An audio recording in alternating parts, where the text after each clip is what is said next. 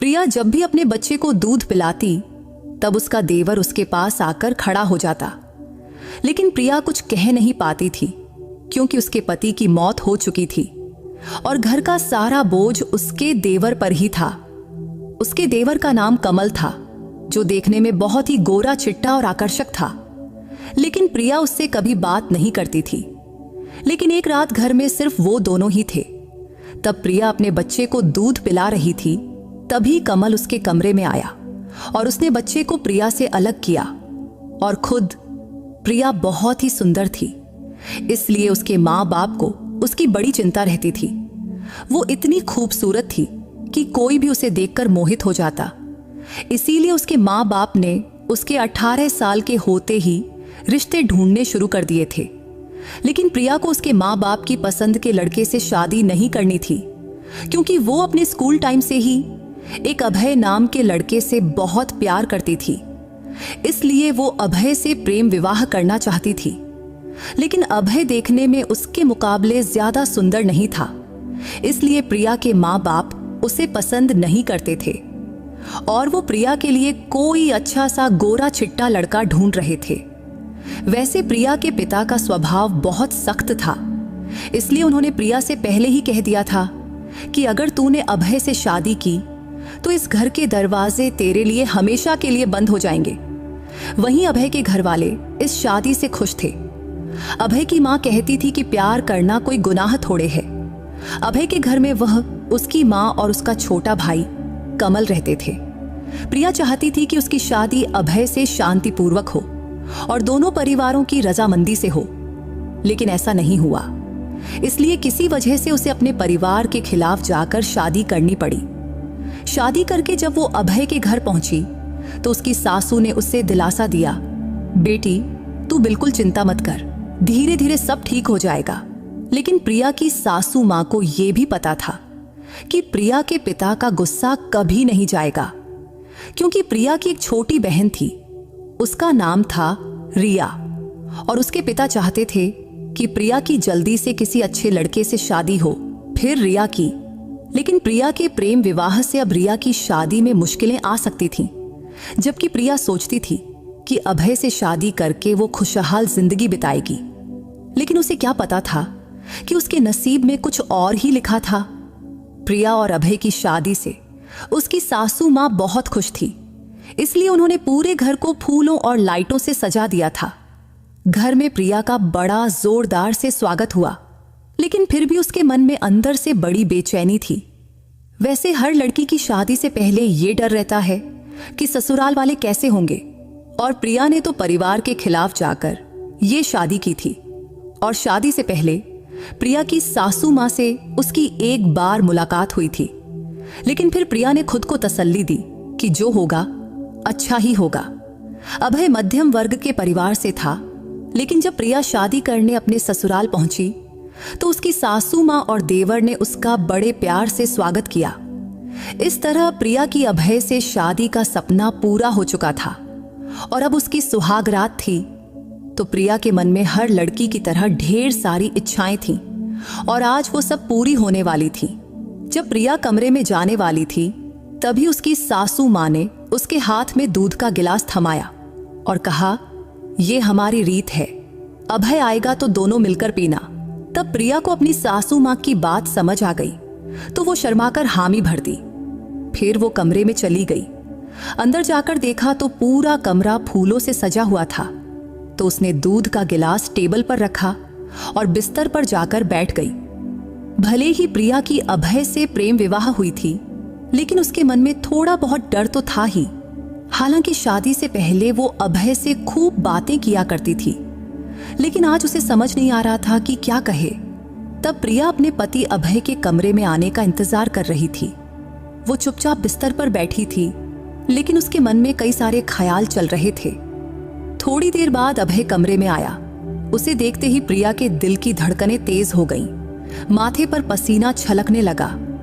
आते ही अभय धीरे से उसके पास आकर बैठ गया और बोला, क्या हुआ प्रिया, आज तू बहुत घबराई हुई लग रही है। तब अभय समझ गया था कि प्रेम विवाह होने के बावजूद भी प्रिया के मन में परिवार की चिंता थी, इसलिए उसने प्रिया का हाथ पकड़ा और कहा, मैं तुझे वचन देता हूं प्रिया, मैं पूरी जिंदगी तेरे साथ रहूंगा और तुझे हमेशा खुश रखने की पूरी कोशिश करूंगा और तेरी आंखों में एक भी आंसू नहीं आने दूंगा। अभय की बातें सुनकर प्रिया उसे बड़े प्यार से देखने लगी थी, क्योंकि अभय की आंखों में उसके लिए अपार प्यार दिख रहा था। इसलिए अब उसके मन का डर भी कहीं गायब हो गया था। तभी अभय ने उसे गले लगाया और लाइट बंद कर दिया। फिर अभय ने अपना होंठ प्रिया के होंठों पर रख दिया। इसके बाद दोनों ने एक दूसरे से ऐसा प्यार किया जिसे शब्दों में बयां करना मुश्किल है। अगली सुबह कमरे के दरवाजे पर ठक ठक की आवाज से प्रिया की नींद टूटी, तो उसने दरवाजा खोला तो सामने उसकी सासू मां खड़ी थीं। उसकी सासू मां ने कहा, प्रिया बेटी, आज चेहरा दिखाने की रस्म है, जल्दी तैयार होकर नीचे आ जाओ और हां, अभय को भी उठा देना। सासू मां के जाने के बाद प्रिया ने दरवाजा बंद किया और अभय को उठाने लगी, लेकिन अभय को आज नींद से उठने का बिल्कुल मन नहीं था। तो वो बोला, प्लीज प्रिया, थोड़ा और सोने दो ना, तू भी आ जा और सो जा। ये कहते हुए उसने प्रिया को फिर से अपनी बाहों में खींच लिया। तभी प्रिया ने हड़बड़ाते हुए कहा, नहीं नहीं, मां अभी आई थी, कह रही थी कि चेहरा दिखाने की रस्म शुरू करनी है, इसलिए हमें जल्दी तैयार होकर नीचे जाना पड़ेगा। तब उसने एक सांस में सब बता दिया। लेकिन अभय आज कुछ ज्यादा ही रोमांटिक मूड में था, इसलिए उसने प्रिया की एक न सुना और उसे फिर से बिस्तर पर खींच लिया और अपना प्यार लूटाने लगा। थोड़ी देर बाद उसने प्रिया को छोड़ा। तब प्रिया नहाने चली गई। नहाकर लौटी तो उसने एक सुंदर सी साड़ी पहनी। फिर अभय भी नहाकर तैयार हो गया। फिर दोनों हॉल में पहुंचे। वहां सारे मेहमान उनकी प्रतीक्षा कर रहे थे। पहले दोनों ने साथ में नाश्ता किया, फिर चेहरा दिखाने की रस्म शुरू हुई। प्रिया को देखने वाली हर औरत उसकी खूबसूरती की तारीफ कर रही थी। रस्म के दौरान प्रिया ने गौर किया कि उसका देवर कमल उसे कुछ अजीब नजरों से देख रहा था, लेकिन उसने सोचा शायद ये उसका वहम होगा, क्योंकि उसने आज पहली बार उसे ठीक से देखा था। प्रिया का वो दिन बहुत ही व्यस्त था, लेकिन वो बहुत खुश थी, क्योंकि उसने शादी को लेकर जो सपने देखे थे वो आज पूरे होते दिख रहे थे। क्योंकि प्रिया के मन में हमेशा एक डर रहता था कि कहीं उसके इस सुख को किसी की नजर न लग जाए, लेकिन उसने कभी नहीं सोचा था कि उसका ये डर सच हो जाएगा। वैसे अभय को अक्सर ऑफिस के काम से दूसरे शहर जाना पड़ता था। हालांकि तब शादी के बाद सब कुछ ठीक चल रहा था, लेकिन शादी के 7 महीने बाद अभय एक बार फिर ऑफिस के काम से बाहर गया हुआ था। लेकिन रास्ते में उसका एक भयानक हादसा हो गया, जिसमें उसकी मौके पर ही मौत हो गई।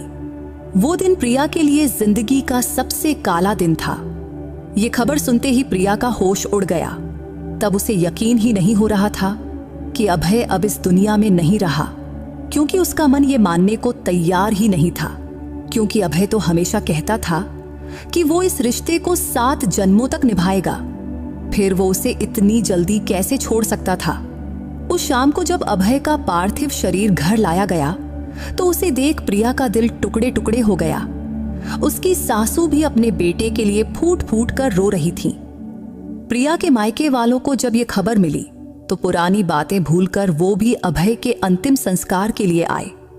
तब प्रिया रोते रोते अपनी माँ बाप से कह रही थी, माँ, आपके आशीर्वाद के बिना मेरी शादी सफल नहीं हो सकी। उसके माँ बाप ने उसे गले लगाते हुए कहा, नहीं बेटी, माँ बाप अपने बच्चों से चाहे कितना भी नाराज हों, वो उन्हें कभी बद्दुआ नहीं देते। लेकिन ये भी सच है कि नसीब में जो लिखा है उसे कोई बदल भी नहीं सकता। फिर सभी की मौजूदगी में अभय का अंतिम संस्कार पास के श्मशान में किया गया। इसके 3 दिन बाद प्रिया के माँ बाप अपने घर जाने की तैयारी करने लगे।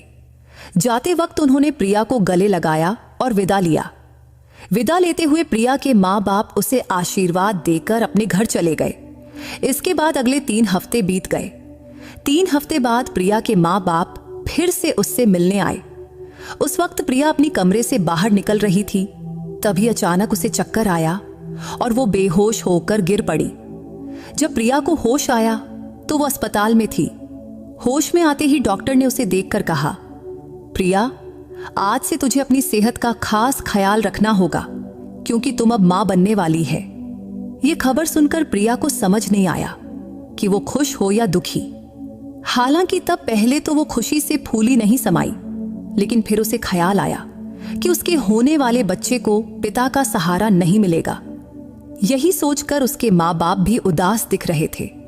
लेकिन प्रिया की सासू माँ ये सुनकर बहुत खुश थी। तभी वो प्रिया के पास आई और बोली, बेटी, ये बच्चा मेरे बेटे की आखिरी निशानी है, इसलिए तू अब अपनी और इस बच्चे की अच्छे से देखभाल करना। जब प्रिया को अस्पताल से घर लाया गया तो उसकी सासू माँ ने उसकी नजर उतारी और फिर से उसका स्वागत किया। इतने दिनों बाद उसकी सासू माँ के चेहरे पर हंसी देख प्रिया का मन भी खुश हो गया। लेकिन जब प्रिया के माँ बाप उसे अपने साथ ले जाने आए तो ये खुशी का माहौल दुख में बदल गया।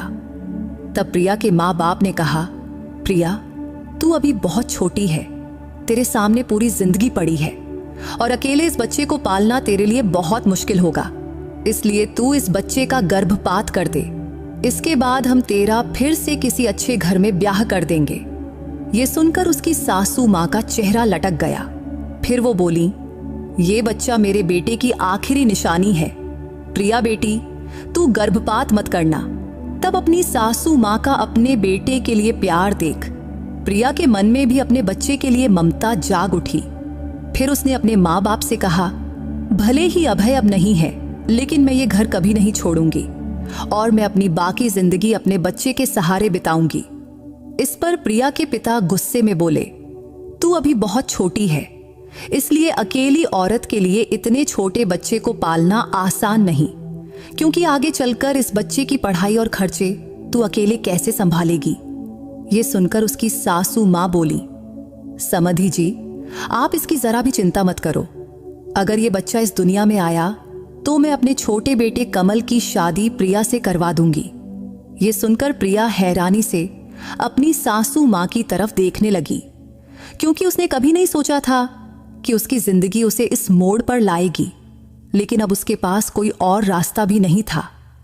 ये सुनकर प्रिया के माँ बाप भी संतुष्ट हो गए और बोले, ठीक है, अगर प्रिया की शादी आपके छोटे बेटे से हो रही है तो हमें कोई ऐतराज नहीं। ये कहकर उन्होंने प्रिया को आशीर्वाद दिया और अपने घर चले गए। अपने माता पिता के जाने के बाद प्रिया चुपचाप अपने कमरे में गई और अभय को याद करके रोने लगी। अब वो सोच रही थी कि अगर आज अभय जिंदा होता तो अपने बच्चे की खबर सुनकर कितना खुश होता, लेकिन उसके नसीब में ऐसा कुछ लिखा होगा ये उसने कभी नहीं सोचा था। लेकिन अब उसे अपने बच्चे के लिए जीना था। ये सोचकर प्रिया ने अपनी सेहत का ज्यादा ख्याल रखना शुरू किया। वो पौष्टिक खाना खाने लगी और फिट रहने के लिए हल्का फुल्का व्यायाम भी करने लगी। चूंकि अभय के जाने के बाद अब घर का खर्च उसका देवर कमल उठा रहा था। वो एक बड़ी मल्टीनेशनल कंपनी में काम करता था और उसकी तनख्वाह भी अच्छी थी। हालांकि प्रिया उससे ज्यादा बात नहीं करती थी, क्योंकि वो हमेशा अपने काम में व्यस्त रहता था। लेकिन कमल को देखकर प्रिया के मन में कई बार सवाल उठता कि क्या सचमुच वो उससे शादी करेगा। लेकिन अभी उसके मन में कमल के लिए कोई भावना नहीं थी। तब वो सिर्फ अपने बच्चे के लिए ये शादी करने को तैयार थी। उसके प्रेगनेंसी के दौरान उसकी सासू माँ दिन रात प्रिया की सेवा करती थी। वो उसे घर का कोई काम नहीं करने देती थी। ऐसे ही 9 महीने बीत गए और प्रिया की डिलीवरी का दिन आ गया। फिर उसने एक प्यारे से बेटे को जन्म दिया। अपने नन्हे नातू को देख प्रिया की सासू माँ की खुशी का ठिकाना नहीं रहा। उन्होंने पूरे मोहल्ले में पेड़े बंटवाए। 5 दिन बाद जब प्रिया को अस्पताल से घर लाया गया तो उसकी सासू माँ ने उसका और नातू का फिर से बड़े प्यार से स्वागत किया। बेटे के जन्म की खुशी में प्रिया के माँ बाप भी उससे मिलने आए। वो अपने साथ प्रिया के लिए साड़ी और बच्चे के लिए ढेर सारे कपड़े और खिलौने लाए। ये सब देख प्रिया बहुत खुश हुई, लेकिन फिर वो अभय की याद में खो गई और वो सोचने लगी कि अगर आज अभय होता तो वो भी अपने बेटे के लिए ढेर सारे कपड़े और खिलौने लाता। ये सोचते हुए उसकी आंखों से आंसू बहने लगे। तभी प्रिया के माँ बाप ने उसकी सासू माँ से कहा, अब प्रिया की डिलीवरी हो चुकी है, तो जैसा आपने कहा था, अब आप अपने छोटे बेटे कमल की शादी प्रिया से करवा दीजिए। इस पर प्रिया की सासू मां ने जवाब दिया, आप लोग बिल्कुल चिंता ना करें, मुझे अपना वादा भली भांति याद है, क्योंकि प्रिया की सासू मां ने कहा था कि वो जल्द ही प्रिया की शादी अपने छोटे बेटे कमल से करवा देंगी। इसके बाद कुछ दिन ऐसे ही बीत गए, लेकिन अब प्रिया को चिंता सताने लगी कि कहीं ऐसा ना हो कि कमल इस शादी से मना कर दे, क्योंकि प्रिया ने आज तक कमल के मुंह से अपनी शादी के बारे में कुछ नहीं सुना था। ये बात उसने सिर्फ अपनी सासू मां के मुंह से ही सुनी थी। इसलिए अगर कमल ने शादी से इनकार कर दिया तो प्रिया कहां जाएगी और उसे और उसके बच्चे को कौन स्वीकार करेगा? यही चिंता अब उसे दिन रात सता रही थी। एक रात प्रिया पानी पीने के लिए उठी और किचन की तरफ गई। तभी उसे अपनी सासू मां के कमरे से बातचीत की आवाज सुनाई दी। तो प्रिया चुपके से अपनी सासू मां के कमरे के पास गई और दरवाजे पर कान लगाकर सुनने लगी। तब उसकी सासू मां कमल से उसकी और प्रिया की शादी की बात कर रही थी, लेकिन कमल शादी से मना कर रहा था। वो अपनी मां से कह रहा था, प्रिया मेरी भाभी है, तो मैं उससे शादी कैसे कर सकता हूं?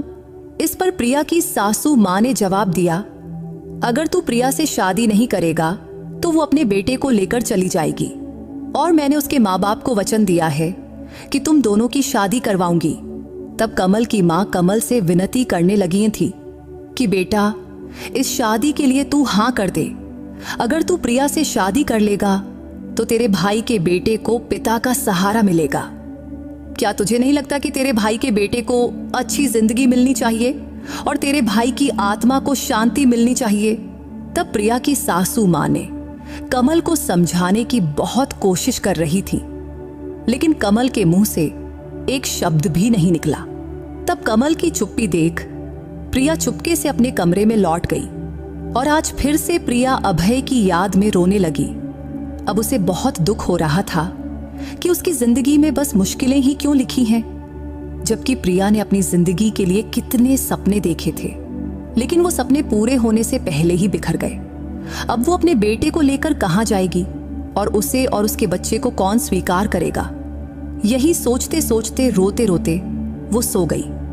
अगली सुबह देर से उसकी नींद खुली। जब वो उठी तो देखा कि पूरा घर फूलों से सजा हुआ था और बाहर मंडप बनाया जा रहा था। ये सब देखकर प्रिया ने अपनी सासू मां से पूछा तो वो बोली, आज तेरी और कमल की शादी है। ये सुनकर प्रिया को हैरानी हुई और वो सोच में पड़ गई, क्योंकि रात को उसने कमल को मना करते सुना था। तो वो क्या था? फिर कमल इतनी जल्दी शादी के लिए कैसे राजी हो गया? लेकिन वो अपनी सासू मां से कुछ पूछ न सकी। तभी उसकी सासू मां ने उसे शादी के लिए एक सुंदर साड़ी दी और कहा, ये तेरी शादी की साड़ी है, ये पहनकर जल्दी तैयार हो जा बेटी। वह साड़ी देखकर प्रिया फिर अभय की यादों में खो गई। वो सोचने लगी कि अगर आज अभय जिंदा होता तो उसे ये साड़ी दोबारा नहीं पहननी पड़ती, लेकिन अब नसीब में जो लिखा है उसे कोई नहीं बदल सकता। तब प्रिया दूसरी बार वह साड़ी पहन रही थी और साड़ी पहनते वक्त उसे अपने नसीब पर बहुत गुस्सा आ रहा था। कुछ देर बाद वो तैयार होकर कमरे से बाहर निकली तो उसकी सासू मां ने उसे मंडप में बिठाया। तभी उसकी नजर कमल पर पड़ी। मंडप में बैठा कमल बिल्कुल उदास लग रहा था। उसके चेहरे पर जरा सी भी खुशी नहीं दिख रही थी और वो सिर झुकाए चुपचाप बैठा था। उसे देखकर ऐसा लग रहा था कि वो ये शादी मजबूरी में कर रहा है। ये सब देखकर प्रिया को भी एहसास हुआ कि वो भी तो ये शादी मजबूरी में ही कर रही है। तब प्रिया और कमल की शादी बड़े सादे तरीके से हुई। इस शादी में प्रिया के माँ बाप भी मौजूद थे। शादी के बाद दोनों ने बड़ों के पैर छूकर आशीर्वाद लिया। उस रात जब उसकी सासू मां ने प्रिया को कमल के कमरे में भेजा तो वो बहुत घबरा रही थी, क्योंकि उसे नहीं पता था कि आज कमल उससे कैसा बर्ताव करेगा। इसलिए ये रात उसकी जिंदगी की सबसे अजीब रात हो सकती थी। यही सोचते सोचते वो बहुत परेशान हो रही थी। फिर भी प्रिया चुपचाप बिस्तर पर जाकर बैठ गई और कमल का आने का इंतजार करने लगी। इंतजार करते करते रात के 1 बज गए, लेकिन कमल कमरे में नहीं आया। रात के 1:30 बजे जब कमल कमरे में आया तो प्रिया को जागते देख भी वो उससे कुछ नहीं बोला। तब प्रिया भी उससे कुछ नहीं बोली, क्योंकि आज उनका रिश्ता बदल चुका था और आज वो पति पत्नी बन चुके थे। लेकिन फिर भी उनके बीच पति पत्नी जैसी कोई भावना नहीं दिख रही थी। तभी कमल चुपचाप बिस्तर से तकिया लेकर बालकनी में जाकर सो गया। उसके इस बर्ताव से प्रिया बहुत परेशान हो गई। फिर भी वो उससे कुछ कह न सकी और चुपचाप सो गई। अगली सुबह जब प्रिया की नींद खुली तो कमल पहले ही फ्रेश होकर बाहर जा चुका था। हालांकि प्रिया को पता था कि कमल के लिए इस रिश्ते को स्वीकार करना बहुत मुश्किल होगा, लेकिन साथ ही उसे यह भी मालूम था कि चुप रहने से कोई हल भी नहीं निकलेगा। कमरे से बाहर आते ही उसकी सासू मां ने प्रिया को उसका बेटा थमाया और बोली, रात भर तेरा बेटा जागता रहा है, अभी सोया है, लो इसे संभालो। तब प्रिया का बेटा गहरी नींद में सो रहा था, लेकिन जैसे ही उसने उसे गोद में लिया वो जोर जोर से रोने लगा। तो प्रिया ने अपनी सासू मां से कहा, शायद इसे भूख लगी होगी। इतना कहकर प्रिया अपने बच्चे को लेकर कमरे में चली गई। कमरे में आते ही उसने तुरंत अपने बच्चे को सीने से लगाया और उसे दूध पिलाने लगी। जब प्रिया अपने बेटे को दूध पिला रही थी तभी कमल कमरे में आया, लेकिन उसे देखते ही प्रिया ने दूध पिलाना बंद कर दिया और बच्चे को अपने से अलग कर लिया। तब शायद उसे थोड़ा असहज महसूस हुआ था, क्योंकि पहले ऐसा कभी नहीं हुआ था। वो हमेशा अपने कमरे में जाकर बच्चे को दूध पिलाती थी। तब कमल ने भी प्रिया की तरफ देखकर अपना सिर झुका लिया। शायद उसे भी नहीं पता था कि प्रिया बच्चे को दूध पिला रही है। वैसे प्रिया और कमल का रिश्ता कब ठीक होगा और क्या उनका रिश्ता कभी पति पत्नी जैसा बनेगा, ये दोनों को ही नहीं पता था। इसके बाद और कुछ दिन ऐसे ही बीत गए। अब कमल प्रिया के बेटे से बहुत प्यार करने लगा था और वो उसके लिए नए नए खिलौने लाता और उसे पिता जैसा प्यार भी देता था। लेकिन आज तक प्रिया और कमल के बीच पति पत्नी का रिश्ता नहीं बन पाया था। एक रात प्रिया की तबीयत ठीक नहीं थी। तब उसे तेज बुखार था और उसका बेटा भूख की वजह से जोर जोर से रो रहा था। तब जैसे ही प्रिया ने उसे दूध पिलाना शुरू किया कि तभी कमल कमरे में आया और वहीं खड़ा हो गया। तब कमल को अपने पास खड़ा देख प्रिया को बहुत शर्मिंदगी महसूस हुई, लेकिन कमल वहीं खड़ा रहा। तब प्रिया को उसका यह बर्ताव बिल्कुल पसंद नहीं आया। तब प्रिया कुछ बोल पाती उससे पहले ही कमल ने बच्चे को उससे अलग किया और कहा, तुम मुझे गलत समझ रही हो। मैं यहां सिर्फ ये बताने आया था कि तुम्हें तेज बुखार है। ऐसे में बच्चे को दूध पिलाना ठीक नहीं है, वरना वो भी बीमार पड़ सकता है। इतना कहकर कमल बच्चे को बाहर ले गया और खुद पाउडर का दूध बनाकर उसे पिलाने लगा। ये देख प्रिया को अपनी गलती समझ आई। फिर वो तुरंत उठकर बाहर गई और देखा कि कमल उसके बेटे को बड़े प्यार से दूध पिला रहा है। तभी प्रिया माफी मांगने कमल के पास गई, लेकिन वो गुस्से में उठकर वहां से चला गया। अब प्रिया और कमल के बीच की दूरी खत्म होने के कोई आसार नहीं दिख रहे थे। लेकिन आज कमल के इस व्यवहार से प्रिया समझ गई थी कि वो उसके बेटे से बहुत प्यार करता है। अब प्रिया और कमल की शादी को 2 महीना बीत चुका था, लेकिन दोनों एक ही कमरे में रहते हुए भी अलग अलग सोते थे। कमल कमरे में सोफे पर सोता, जबकि प्रिया अपने बेटे के साथ बिस्तर पर। एक दिन उसकी सासू मां ने प्रिया से पूछा, प्रिया, तुम और कमल इस शादी से खुश तो हो ना? इस पर प्रिया ने हाँ में सिर हिलाया। फिर आगे उसकी सासू मां ने पूछा, क्या तुम दोनों के बीच पति पत्नी जैसा रिश्ता बन पाया है? तब प्रिया को उनकी बात अच्छे से समझ आ गई कि वो क्या पूछना चाहती हैं, तो उसने नहीं में सिर हिलाया। ये देख उसकी सासू मां बोली, तुम्हारी शादी को अब 2 महीना हो गया है, लेकिन तुम दोनों के बीच अभी तक कोई रिश्ता नहीं बना। ये बिल्कुल ठीक नहीं है। मुझे तो लगा था कि शादी के बाद कमल खुद ब खुद तुम्हारे करीब आ जाएगा, लेकिन अब लगता है कि ये सोचना मेरी गलती थी। हालांकि अब तुम्हारी शादी हो चुकी है, तो मेरा कहना है कि अगर हो सके तो तुम कमल से इस बारे में बात करो और इस रिश्ते को आगे बढ़ाओ। शायद वो तुम्हारी भावनाओं को समझ ले। आखिर तुम दोनों अब पति पत्नी हो और कभी न कभी तुम्हें इस रिश्ते को आगे ले जाना ही होगा। ये सुनकर प्रिया को भी लगा कि उसकी सासू मां जो कह रही हैं वो सही है। इसलिए उस रात वो कमरे में कमल का इंतजार करने लगी। जब कमल कमरे में आया और उसने देखा कि प्रिया उसका इंतजार कर रही है तो उसे हैरानी हुई। लेकिन प्रिया ने हिम्मत करके कहा, मुझे तुमसे कुछ जरूरी बात करनी है। इस पर कमल बोला, हाँ बोलो, मैं सुन रहा हूं। फिर प्रिया ने कहा, ऐसे कब तक चलेगा? हम कब तक एक दूसरे से भागते रहेंगे? हमारी शादी को 2 महीना हो गया है, लेकिन आज तक हमारे बीच पति पत्नी जैसा कोई रिश्ता नहीं बना। ये सुनकर कमल गुस्से में बोला, मैंने ये शादी मां के कहने पर की है, ताकि तुम मेरे भाई के बेटे को मां से दूर न ले जाओ। इतना सुनते ही प्रिया ने कमल का हाथ पकड़कर उसे समझाने की बहुत कोशिश की, लेकिन उसने उसका हाथ झटक दिया और बोला, मुझे दोबारा कभी छूने की कोशिश मत करना। मैंने ये शादी सिर्फ मेरे भाई के बेटे के लिए की है, ताकि मैं उसे पिता का प्यार दे सकूं। इसके अलावा मैं इस रिश्ते को कभी इससे आगे नहीं ले जा सकता। इतना कहकर कमल गुस्से में कमरे से बाहर निकल गया। तभी उसकी मां ने उसका हाथ पकड़ा और उसे वापस कमरे में ले आई। दरअसल जब कमल और प्रिया बात कर रहे थे तब उसकी सासू मां बाहर खड़ी थी और उन्होंने उनकी सारी बातें सुन ली थीं। तब प्रिया की आंखों से आंसू बह रहे थे। वो सोच रही थी कि उसकी जिंदगी ने उसे किस मोड़ पर लाकर खड़ा कर दिया है। फिर उसने अपने आंसू पोंछे और फैसला किया कि अब वो इस घर में नहीं रहेगी। वो कमल से तलाक लेगी और उसे छोड़कर अपने मायके चली जाएगी। हालांकि प्रिया को पता था कि इस फैसले से उसकी जिंदगी में कई मुश्किलें आएंगी, लेकिन अब वो हर मुश्किल का सामना करने को तैयार थी। उस वक्त रात के 12 बज चुके थे। कमल जब कमरे में आया तो प्रिया ने उससे कहा, कल हम दोनों एक दूसरे को तलाक दे देंगे। इससे तुझे जबरदस्ती से आजादी मिलेगी और मुझे भी तुझ पर अपने और अपने बेटे का बोझ नहीं डालना पड़ेगा। ये सुनकर कमल ने प्रिया को बिस्तर पर बिठाया और उसके पैरों के पास बैठकर माफी मांगने लगा। लेकिन प्रिया को समझ नहीं आया कि कमल को अचानक क्या हो गया। तभी उसने देखा कि उसकी सासू मां कमल के पीछे खड़ी थी।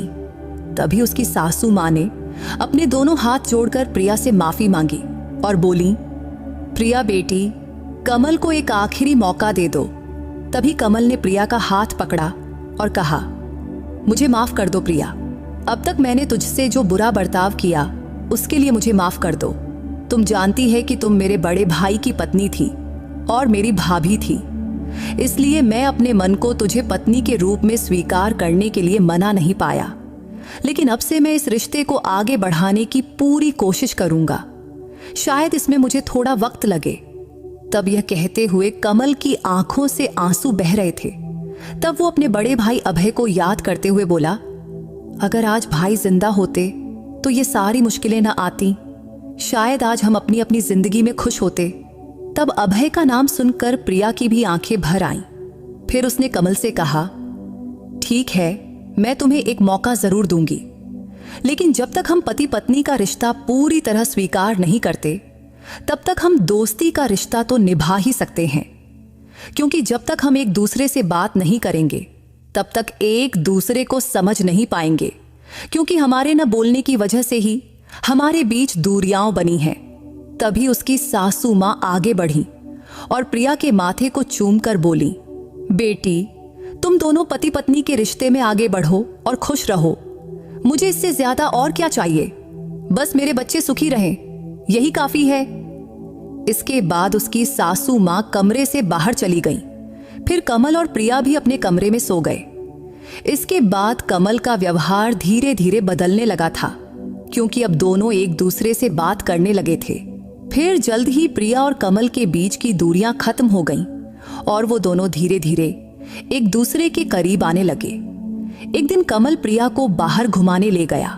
तब पहली बार प्रिया कमल के साथ उसकी बाइक पर बाहर घूमने गई थी। उस दिन कमल कभी बाइक धीरे चलाता तो कभी अचानक तेज रफ्तार में ब्रेक मार देता। जब वो तेज रफ्तार में ब्रेक मारता तो उनके बीच का फासला कम हो जाता और प्रिया उसके करीब आ जाती। लेकिन जब प्रिया की नजर बाइक के शीशे पर पड़ी तो उसने कमल के चेहरे पर एक शरारती मुस्कान देखी। मुस्कान देख उसे समझ आ गया कि वो ये सब जानबूझकर कर रहा है। तो अब प्रिया ने भी उसे पीछे से जोर से पकड़ लिया ये देख कमल के चेहरे पर एक अलग ही खुशी छा गई। उस शाम को जब वो दोनों घर लौटे तो प्रिया दौड़कर घर के अंदर गई, लेकिन उसने देखा कि घर में कोई नहीं है, तो उसे अपने बेटे की चिंता होने लगी। वहीं कमल उसे पीछे से पुकार रहा था। जब कमल उसके पास आया तो प्रिया ने पूछा, मेरा बेटा कहाँ है? तो कमल ने जवाब दिया, तुम उनकी जरा भी चिंता मत करो प्रिय, माँ और बच्चे वो दोनों मासी के घर गए हैं और कल सुबह तक वापस आ जाएंगे। इसके बाद कमल प्रिया को अपने कमरे की ओर ले गया। तब कमरे का दरवाजा खोलते ही प्रिया ने देखा कि पूरा कमरा फूलों से सजा हुआ था। यह देखकर वो हैरान भी हुई और खुश भी। तब उनका कमरा बिल्कुल उसकी सुहागरात वाले कमरे की तरह ही सजा हुआ था।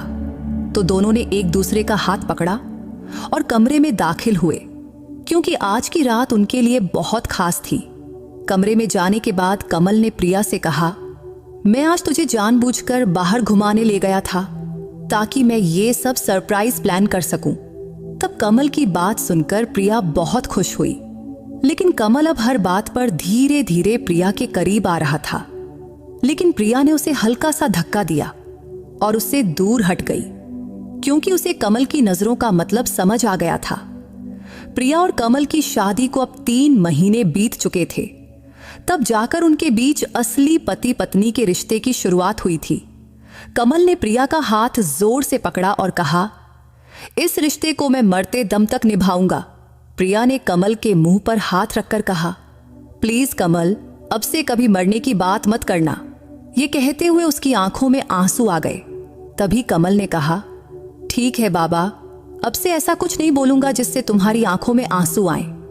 मैं ये नहीं कह सकता कि जो हुआ उसे भूल जाओ, लेकिन मैं वचन देता हूं कि अब से तुम्हारी आंखों में एक भी आंसू नहीं आने दूंगा। इतना कहकर कमल ने प्रिया को अपनी बाहों में लिया और कमरे की लाइट बंद कर दिया। आज उनकी जिंदगी की नई शुरुआत हुई थी, क्योंकि उनके बीच की दूरियां अब प्यार में बदल गई थीं और दोनों इतने करीब आ चुके थे कि एक दूसरे के दिल की धड़कनें साफ सुनाई दे रही थीं। तो दोस्तों, अगर आपको प्रिया की ये कहानी पसंद आई हो तो इस वीडियो को लाइक और चैनल को सब्सक्राइब करना मत भूलना। फिर किसी नई कहानी में मुलाकात होगी। बाय।